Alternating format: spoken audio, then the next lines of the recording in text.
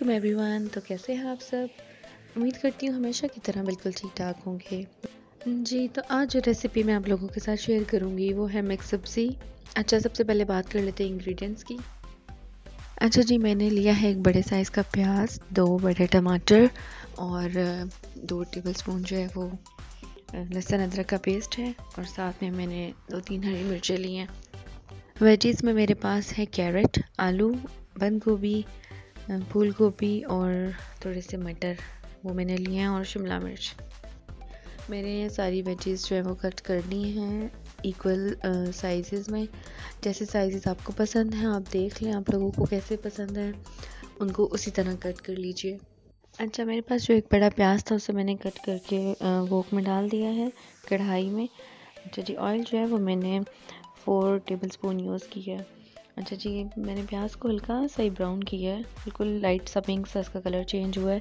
तो मैंने इसमें जो लहसुन अदरक का पेस्ट है वो ऐड कर दिया। आपने लहसुन अदरक का पेस्ट ऐड करना है, उसको बिल्कुल हल्का सा फ्राई करना है कि इसकी स्मेल ख़त्म हो जाए और उसके बाद अब आपने इसके अंदर टमाटर ऐड कर देने हैं। ये तो आप सबको पता है कि सर्दियाँ हैं, सर्दियों में मिक्स सब्ज़ी जो है वो बहुत ज़्यादा पसंद की जाती है।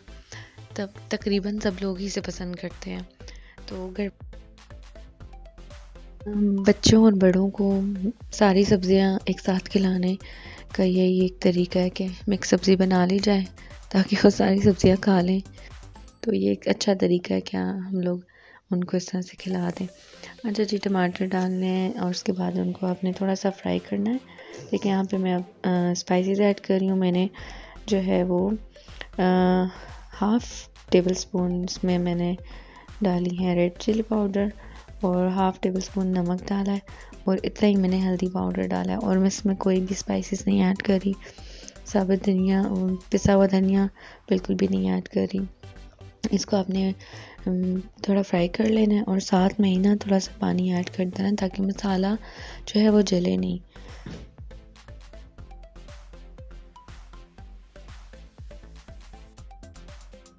अच्छा जी, मसाला जो है वो हमारा रेडी हो गया है। मसाला बिल्कुल आपने इसको बिल्कुल फ्राई नहीं करना क्योंकि अभी इसमें हमें वेजीज डालनी है। तो बिल्कुल अगर ये सूख जाएगा तो फिर उस तरह से नहीं बनेगा। इसका जितनी हल्की सी ग्रेवी रहने देनी है। इसमें अब आपने ऐड कर देने हैं मटर क्योंकि ये थोड़े स्लो कुक होते हैं, तो इनको हमें पहले ऐड करना है और हाफ़ कुक करना है।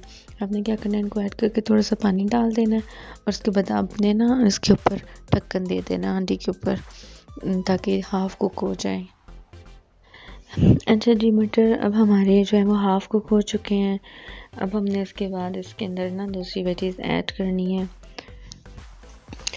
अच्छा जी, मैं यहाँ पे बाकी जो वेजीज़ मेरे पास मौजूद थी, कैरेट, बंद गोभी, फूल गोभी, आलू, शिमला मिर्च, मैं भी ऐड कर रही हूँ इसके अंदर। अब आपने इसको सारी सब्जियों को डाल के और इसको ना अपने अच्छी से मिक्स करना है। अच्छा जी, यहाँ पे मैं वेजिस को मिक्स कर रही हूँ। मिक्स करने के बाद मैंने क्या करना है, बिल्कुल आंच को स्लो कर देना है और उसके ऊपर ढक्कन ढक देना है। 5 to 7 मिनट्स के लिए मैं वेट करूँगी। इसको हमने बिल्कुल स्टीम में पकाना है। अच्छा जी, 5 to 7 मिनट्स हो गए हैं। देखिए मेरी सब्ज़ी जो है बिल्कुल रेडी है और तमाम वेजीज़ जो हैं वो गल चुकी हैं और मैं अब इनको अच्छी तरह से मिक्स कर लूँगी ताकि सारा मसाला जो है वो मिक्स हो जाए। और आप इसमें एंड में आप धनिया डाल दें ऊपर और हरी मिर्च जो है वो डाल दें, साबुत डाल दें, काट के डाल दें, जैसे भी आपको ठीक लगे।